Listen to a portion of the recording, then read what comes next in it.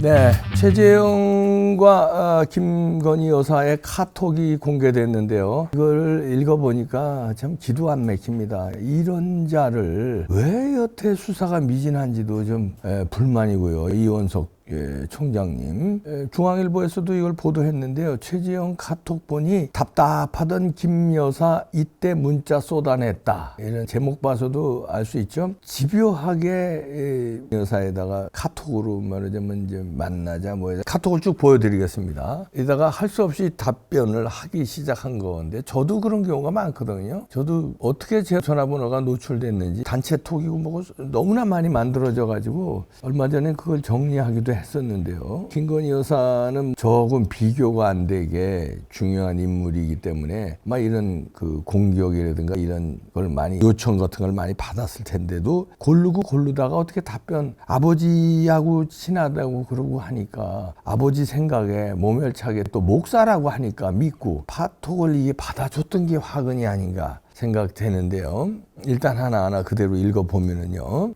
카톡 내용을 되짚어 봤습니다. 검찰의 두 사람의 카톡 일부하고 1, 2차 접견 기록을 토대로 중앙일보가 이제 분석을 했는데요. 두 사람이 2022년 1월부터 작년 9월까지 약 1년 반 8개월간 카톡으로 대화한 거로 나타나고 있는데요. 여기 이제 세 가지 중요한 장면이 나오는데요. 첫 번째 장면은 첫 번째 어디서 만났냐. 2년 5월에 첫 만남이 이루어지는데 첫 대면이 대통령 취임식과 그날 저녁 열린 신라호텔 국빈 만찬에서 이루어진 겁니다. 저는 이것도 좀 멍성한 게 대통령 취임식에는 뭐 여러 사람 초청했으니 그렇다고 해요. 근데 150명 정도 초청한 국빈 만찬에 어떻게 이 최재형 같은 사람이 여기 포함됐느냐 이게 문제가 되는 거예요. 이거 그러니까 이제 대통령에 취임하자마자 국빈 만찬을 하면은 이제 그러니까 대통령실을 꾸미기 전입니다, 이거는. 그렇다면 이제 그 전에 청와대 직원들이 이제 테이크오버 해가지고 이제 이런 행사를 치르는 건데 그 문재인 정부 때 청와대 인사들, 그러니까 위에들은 다 바뀌었죠.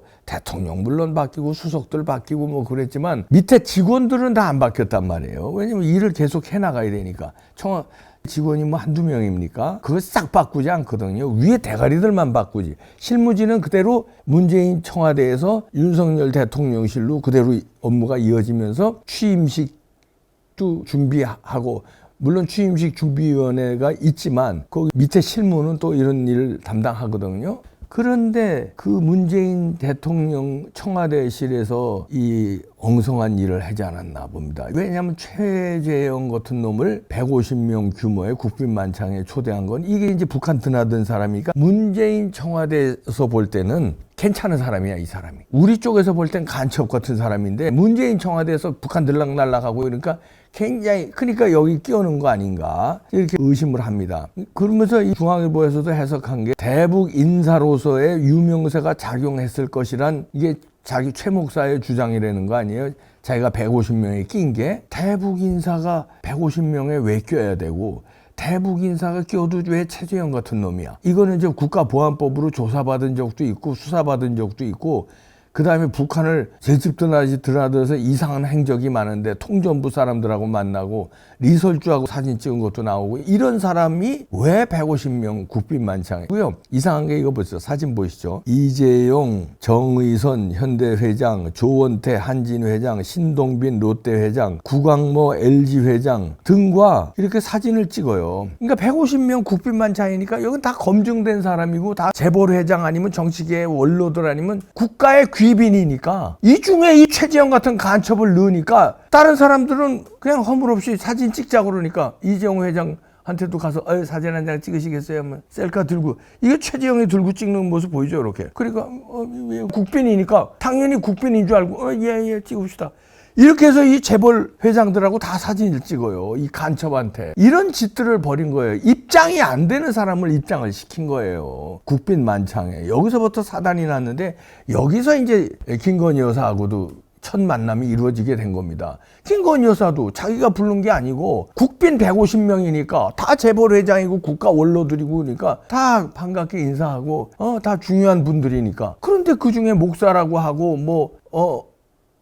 국빈인데 목사라고 하고 아버지 얘기를 막 꺼내고 이러니까 이게 또 넘어간 거죠. 사기를 당한 거죠. 애초에 이 국빈 만찬에서부터 사단이 났다 이렇게 봅니다. 그렇게 해서 첫 만남이 이루어지고 이제부터 그 다음에 2022년 5월 19일 카톡이 이제 시작되는데요. 그대로 읽어드리겠습니다. 최재영이라는 놈이 이렇게 씁니다.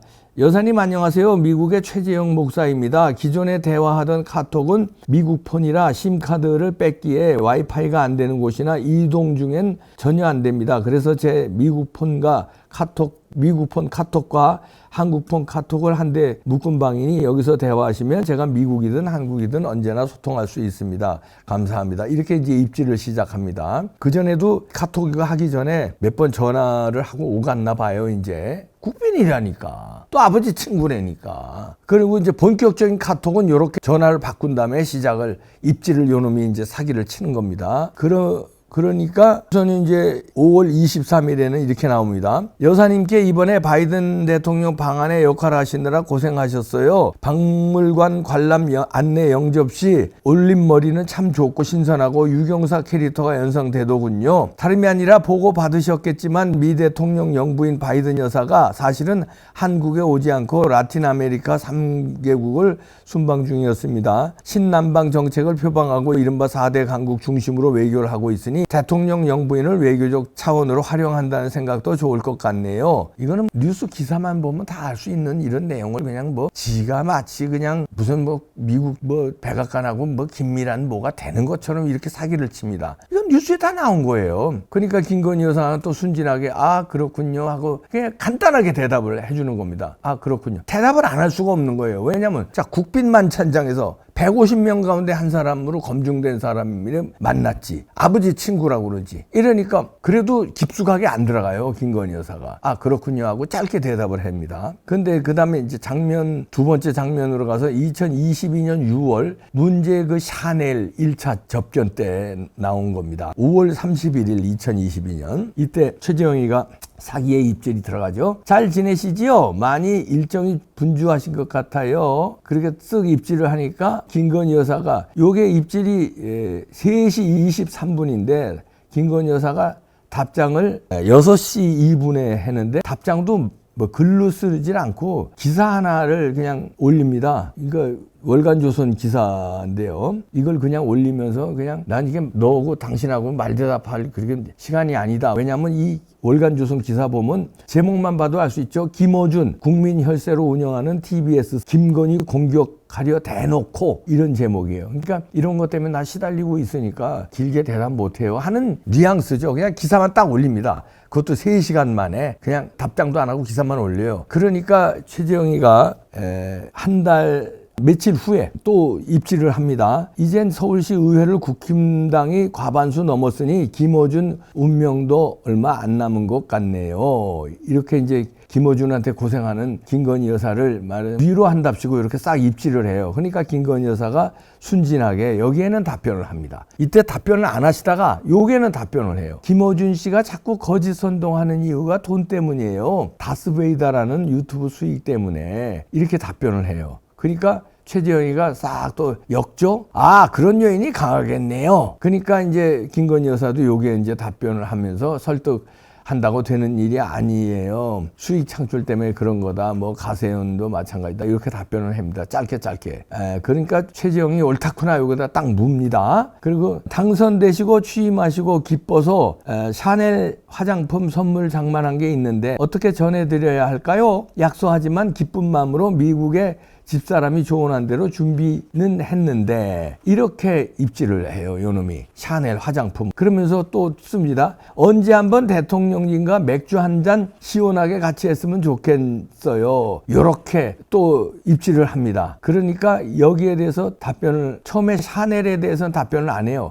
샤넬 화장품에 대해서 요게 10시 40분에 준비했다고 하는데 답변을 안 하다가 11시 7분까지 답변을 안 합니다. 김건희 여사가. 그러다가 대통령님과 맥주 한잔 이 얘기에 11시 9분에 비로소 답변을 합니다. 샤넬에 대해서는 답변 안 하고 대통령과 맥주 한잔 하자는 거에는 답변할 필요성이 있어서 답변합니다. 그러면서 대통령은 생각보다 일정이 많아 언제 시간이 날지 모르겠네요. 이게 정중히 거절하는 거죠. 대통령하고 맥주 한잔 하자는 거에는 답변하면서 정중히 거절합니다. 그러니까 이 최재형이가 1분 만에 딱 묵니다. 또 당연하지요. 시간 좀 여유되실 때면 좋죠. 아무 때고 상관없어요. 이렇게 또 아주 사기꾼답게 또 빠질 땐 또 빠집니다. 그러니까 김건희 여사가 이때도 답변 안 하고 이모티콘으로 그냥 표시만 합니다. 자, 그러고서는 시간이 좀 흘러서 6월 17일 날 또 최재형이가 입질을 합니다. 주중에 연락 주신다고 하셔서 기다리는 중입니다. 예, 뭡니까? 샤넬 화장품요. 그리고서 이렇게 딱 사진을 찍어 올립니다. 요거 준비했다 이거죠. 그러면서 또 이렇게 씁니다. 그냥 평범한 만남 인사이고 말씀하신 대로 티타임 기대해 가자는 거잖아요. 아시다시피 저는 청탁이나 그런 거 아니고 요란하게 떠벌리는 사람도 아니고요. 요렇게 청탁이 아니라는 말에 듣고 김건희 여사가 비로소 답을 합니다. 아고 이번 주일은 너무 꽉 차 있었네요. 이러면서 정중히 거절하죠. 청탁이 아니라는 말에 비로소 답장을 하는 거예요. 그러면서도 거절을 합니다. 언론 보셨으면 아시겠지만요. 일요일 저녁 시간 그때까지 이제 거절하고 그 다음에는 일요일 저녁 시간은 어떠세요? 아니면 월요일 어떠세요? 2시 정도 어떠세요? 하고 티타임을 이제 합니다. 점심이나 저녁이 아닌 티타임으로 가볍게 만나자. 하도 졸라대니까 그렇게 합니다. 그리고 문제의 장면 22년 9월에 이제 그 D차 접견 그 곡이 나옵니다. 9월 7일에 이거 이제 사진을 올리죠. 그러면서 최재형이가 사진 올리면서 그 다음에 이렇게 입질을 하죠. 여사님 추석 인사 드리러 가려는데 언제가 좋을까요? 마음에 드실지 모르지만 핸드백 하나 장만했어요. 사진을 올리는데 이게 핸드백이 아니라 파우치예요. 지갑 조금 큰 거. 요놈이 이렇게 디올 사진을 올립니다. 그게 수요일 날 올린 거예요. 9월 7일 수요일 날 오후 5시에 올렸는데 9월 9일 날이나 답변을 합니다. 왜냐면 이틀간 답을 안 했어요. 김건희 여사가. 그러다가 또 답을 안 하면 또 아버지 친구라니 또 마음 약하시게 답변을 합니다. 이렇게 아무 말도 없고 반응도 없으면 난처하네요. 제가 경계인물 된 것 같아 요게 이제 입질을 하니까 최재형이가 이거 섭섭하다고 자꾸 9일날 9일까지 답변을 안 하니까 또 섭섭하다고 요렇게 하니까 그러면서 또 씁니다. 9월 15일 날. 그러니까 9월 7일에 디올백 사진 올리면서 입질을 한 거를 만나자고 이거 선물 준다는 거를 9월 15일까지 답변 안 한 거예요. 김건희 여사가. 그러니까 중간에 답변을 안 하니까 섭섭하다고 이지랄을 떤 거예요. 그러면서 또 9월 15일에는 요렇게 씁니다. 1. 여사님 아버님 사진 좀 보내주세요. 못 찾으시면 안 보내주셔도 되고요. 2. 지난번 방문할 때 여사님과 책꽂이 앞에서 찍은 기념사진 좀 부탁드립니다. 저만 소장할게요. 잘 아시다시피 저는 외부 유출 없을 거예요. 정 선생이 회사 카메라로 2장 찍었거든요. 요렇게 사기를 칩니다. 그러면서 자기 외부 유출 안 한다는 거죠. 여기에 넘어가면 안 됐던 거예요. 김건희 여사가 순진하신 거예요. 그러니까 공무원을 해보신 적도 없고 그 정치인의 부인도 처음이잖아요. 이때가 뭐 정치를 해보신 적도 없고 윤석열 대통령이. 그러니까 이런 일이 없었는데 그냥 집요하게 아버지 친구라고 그러고 모두에도 얘기했지만 150명 국빈 만찬에 있었던 사람이고 거기서 인사한 사람이니까 넘어가는 거예요. 그러니까 이제서야 비로소 네 하고 또 짧게 답변해요. 그랬더니 최재형이가 집요합니다. 그 다음날 9월 16일 날 그러면서 또 이래요. 여사님 부친 사진 좀 보여주세요. 큰형님께만 보여드리고 싶어요.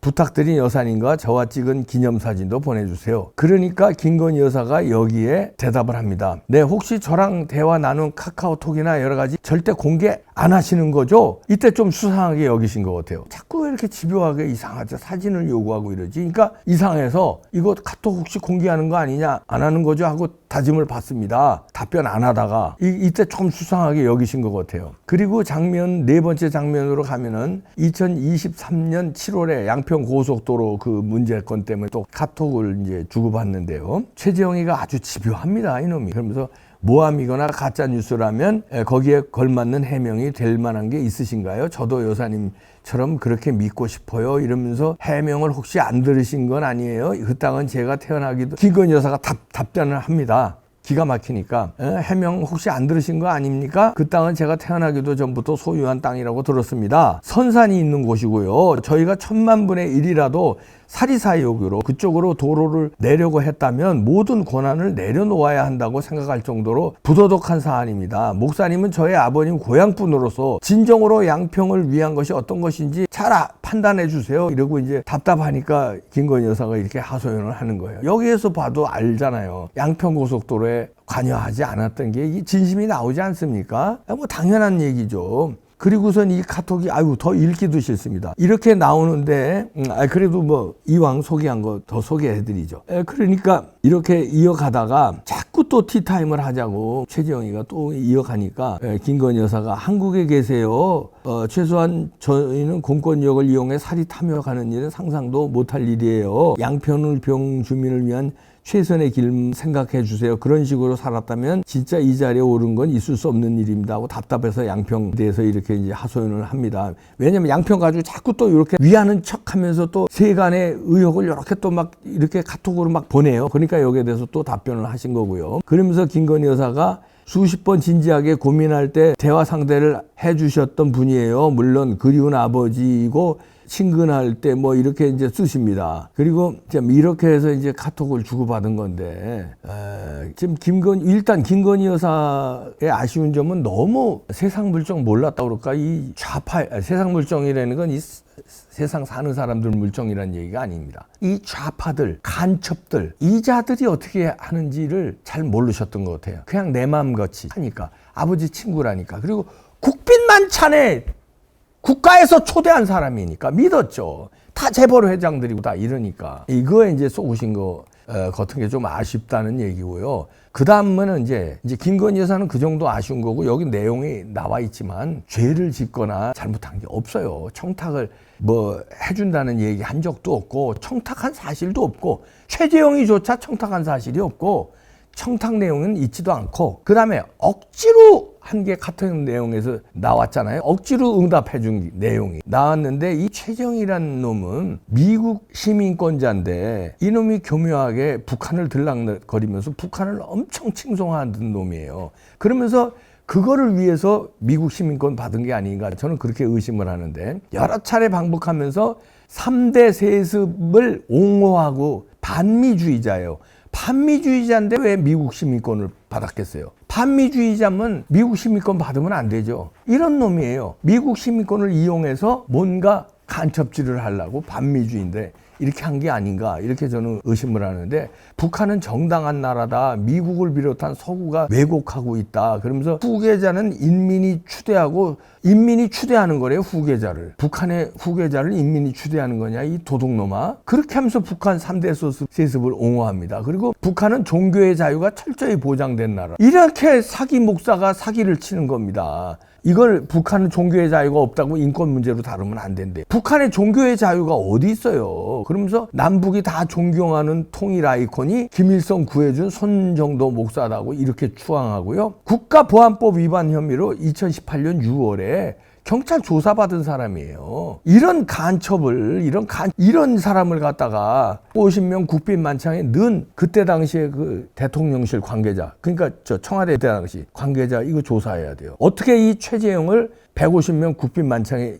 넣었는지, 간첩을 어떻게 넣었는지, 국가보안법 위반 혐의로 조사받은 전력이 있는 사람을 국빈만찬에 넣었는지, 이거는 뭔가 반역을 저지르게 하게끔 유도한 거 아닌지, 이거 조사해야 됩니다. 이때 담당자들 인원 어떻게 이 명단을 껐는지 조사해야 돼요. 김건희 여사는 참, 이거 보셔도 알죠? 당한 거예요. 그러면 사기 당했다고 너 사기당해서 나쁜 사람이라고 특검하자고 그러면 되겠습니까? 물론 사기 안 당하면 더 좋지. 근데 사기꾼부터 조사해야 되는 거 아니에요? 사기꾼을? 근데 그냥 사기예요? 대통령 당선자의 부인을 몰래카메라하고 던지기 수법한 놈은 그냥 사기도 아니고 국가 반역을 하려는 놈 아니에요? 그런 전력이 있는 놈이고, 이걸 어떻게 다뤄야 돼요? 국가 반역죄로 다뤄야 되는 거 아니에요? 그거를 사기 당했다고 사기 당한 사람을 조사를 해? 야, 이거 뭐 이 나라가 어떻게 이렇게 됐지? 하기야 뭐 저도 중국의 미녀 스파이 의혹 제기했다가 저를 조사하더구만요. 미녀 스파이를 조사한 게 아니라 뭐 같은 나라가 됐어, 어떻게 해?